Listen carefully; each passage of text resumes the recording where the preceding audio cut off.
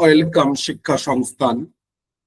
আজকের আলোচনার বিষয় WBCSC অ্যাসিস্ট্যান্ট প্রফেসর রিক্রুটমেন্টের শিক্ষা সংস্থানের পক্ষ থেকে যে সিরিজ প্রতি মুহূর্তে আপলোড করছি আমরা 28শে ফেব্রুয়ারি থেকে ইন্টারভিউ পর্যন্ত, প্রত্যেকটি সাবজেক্ট ওয়াইজ কিভাবে ডেমো দেবেন, কিভাবে ইন্টারভিউ দেবেন, ইন্টারভিউ ডেমোতে কি কি টপিক সিলেক্ট করা দরকার, এইরকম প্রত্যেকটি ভিডিওর লিঙ্ক আমাদের ডেসক্রিপশন বক্সে রয়েছে।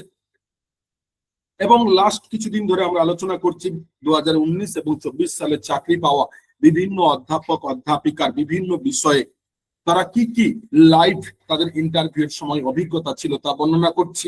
আমরা মিডিয়াম মাত্র, এর আগেও বলেছি, কারণ কিছু ক্রাইটেরিয়ার কারণে আমরা উনাদের নাম বা কলেজ বলতে পারছি না, বা উনারা সামনাসামনি আসতে পারছেন না, তাই উনারা যে অভিজ্ঞতা বর্ণনা করেছেন তা পুরোটাই আমরা প্রেজেন্ট করছি।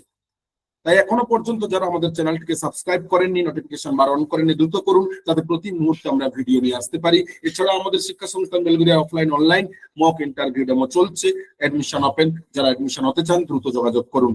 তো প্রথমত আমরা আলোচনা করব 2019 সালে ফিলোসফিতে চাকরি পাওয়া কলেজ অধ্যাপকের অভিজ্ঞতা। 2019 সালে ফিলোসফিতে চাকরি পেয়েছেন যিনি, তো উনার নাম আমরা বলছি না। তো উনার মোটামুটি ইন্টারভিউ ছিল ফিলোসফি সাবজেক্টের সেকেন্ড ফেজে, তাই ওই সময় তিনি ইন্টারভিউ যখন ছিল উনার ছিল ইন্টারভিউ সেকেন্ড হাফে, এবং সেকেন্ড হাফে ইন্টারভিউ একদম ফার্স্টে ছিল, প্রথমে, তাই একদম প্রথমে, অর্থাৎ উনার ইন্টারভিউ শুরু হতে হতে উনি বলছেন প্রায় 2:30 হয়ে গেছে।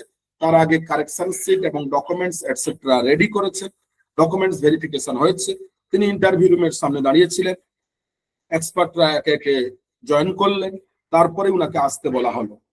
উনি বলছেন আমি স্যার ইন্টারভিউ রুমের 2:30-এর দিকেই জয়েন করলাম, ঢুকলাম। এন্ট্রি মুখেই তিনি বলেছেন স্যার আসতে পারি, ম্যাম আসতে পারি, ওনারা আসতে বলেছেন। এবং যা মাত্র উনি দেখেন যে ওখানে অনেক ক্যান্ডিডেট রয়েছেন, এক্সপার্ট প্রায় 8 জন মতন এক্সপার্ট রয়েছেন।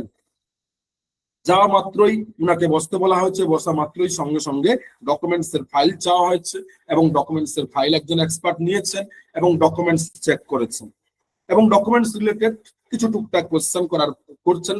সাথে সঙ্গে সঙ্গে ওইদিকে যারা এক্সপার্ট ছিলেন তারা বললেন যে আপনার সেলফ ইন্ট্রোডাকশন দিন, সংক্ষিপ্ত পরিচয় অর্থাৎ শর্ট, উনি উনার নাম, উনি কোথা থেকে গ্রাজুয়েশন করেছেন, কোন সাবজেক্টে কত পার্সেন্ট মার্কস, মাস্টার্স কোথা থেকে করেছেন, এমফিল কোথা থেকে করেছেন তিনি বলেছেন।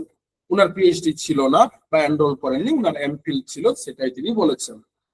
বলার পরেই সঙ্গে সঙ্গে অন্য কোনো কোশ্চেন নেই, আপনি কি ডেমো দেবেন, কি পড়াবেন, উনি সঙ্গে সঙ্গে বলেছেন যে স্যার আমি পড়াবো ফিলোসফির টাইপ, ইন্ডিয়ান ফিলোসফির Sankhya philosophy, Sankhya philosophy. Okay, and Sankhya ফিলোসফির কি না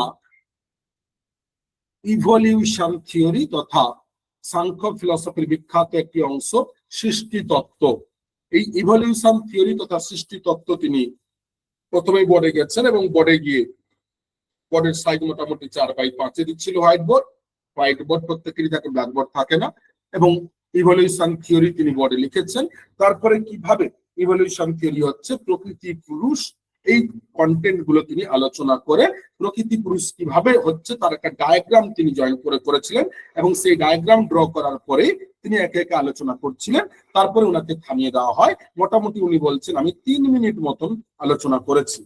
তারপরে উনাকে বোর্ডে চলে আসতে বলা হয় বোর্ড থেকে, উনি চেয়ারে এসে বসেন, বসা মাত্রই উনি বলছেন আমাকে বসতে মনে হয় দেয়নি, আমি জাস্ট চলে এসেছি, বসতে বসতেই সঙ্গে সঙ্গে কোশ্চেন এই সাংখ্য ফিলোসফির বিখ্যাত এরিয়া যে সত্য রজতম সুখ দুঃখ উদাসীন্য, এই সত্য রজতম এই তিনটে ন্যাচারাল কোয়ালিটি কি, এই তিনটের ন্যাচারাল কোয়ালিটি কি সেটা জানতে চাওয়া হচ্ছে, এবং এর সাথে বর্তমানের কি সম্পর্ক রয়েছে, এর সাথে বর্তমানের কি সম্পর্ক তথা রিলেশন আছে, তিনি সেটা বলেছেন।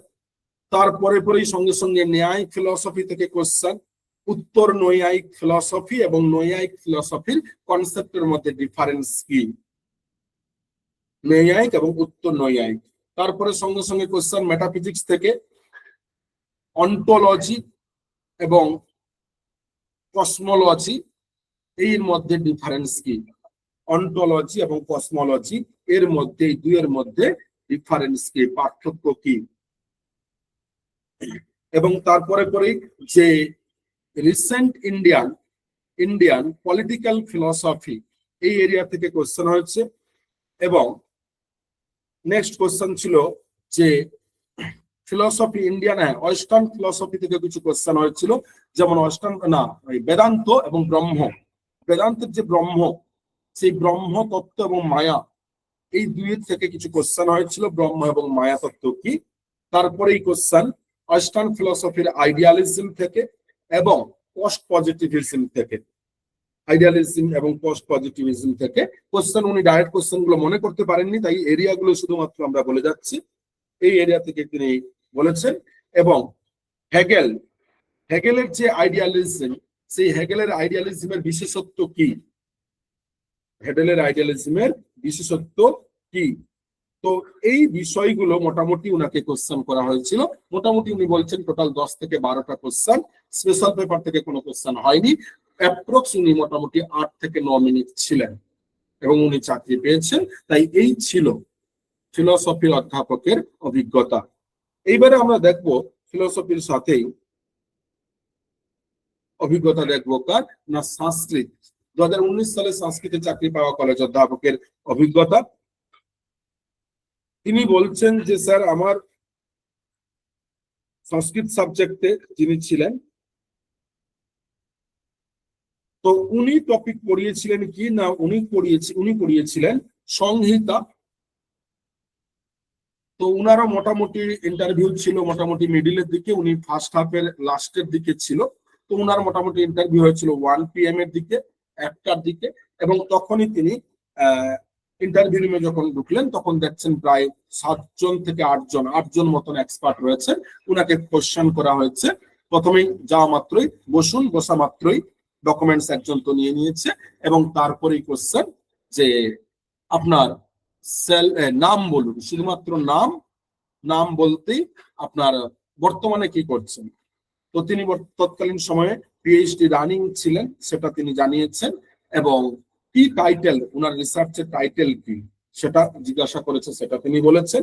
এবং তারপরেই উনাকে বলেছে আপনি কি টপিক দেবেন, উনি বলেছেন আমি সংহিতা পড়াবো। ওকে, সংহিতা তিনি পড়িয়েছেন।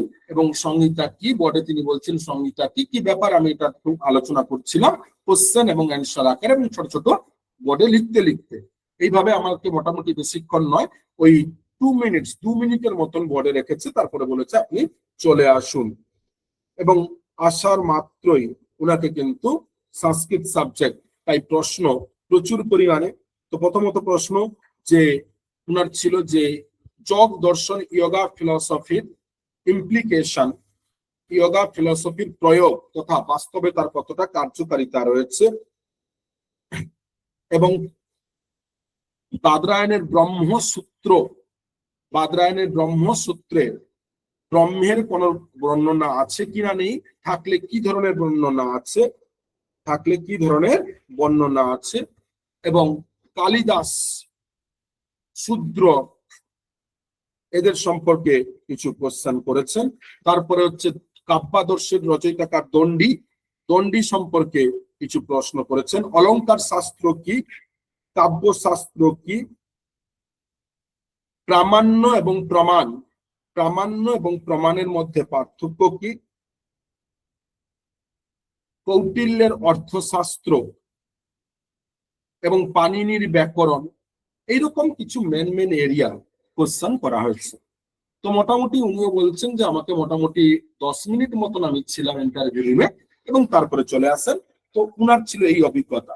এই দুজনের অভিজ্ঞতার ভিত্তিতে একটা কথা উনারা বলছেন যে প্রথম কথা হচ্ছে আপনাকে ফুল আপনার সাবজেক্টের টোটাল এরিয়া, ইউজির পুরো মেন ইউনিভার্সিটির সিলেবাস, স্পেশাল পেপার, রিসার্চ থাকলে রিসার্চ পেপার, পাবলিকেশন থাকলে পাবলিকেশন সম্পর্কে জলের মতন জানতে হবে আপনাকে। ওনাদের পাবলিকেশন ছিল কিন্তু পাবলিকেশন থেকে সেভাবে কোশ্চেন করেনি। এবং research paper, publication, special paper, UG, এই এরিয়াগুলো, এবং রিসার্চ PhD থাকলে PhD টপিক, এই এরিয়াগুলো জলের মতন করতে হবে এবং স্পিকিং পাওয়ার একদম প্রপার দরকার।